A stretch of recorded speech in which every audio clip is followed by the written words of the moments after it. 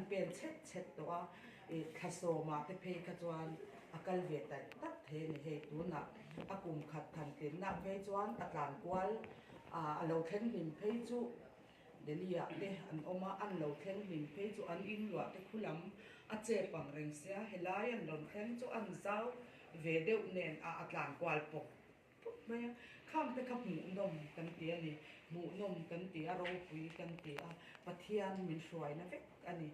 he zong zuma te an pathian min hruai na ro pui zia kan sia thian alom kan ti a kan tu nu po hian an sen tho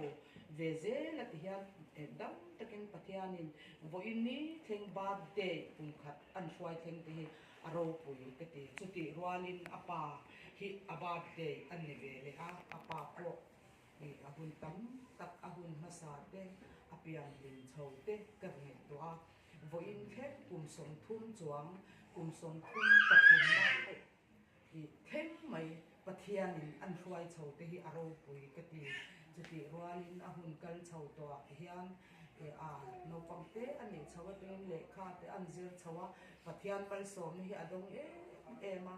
felne levin bi azol the ni khatia am khan pathian hian a hruai ve em pathian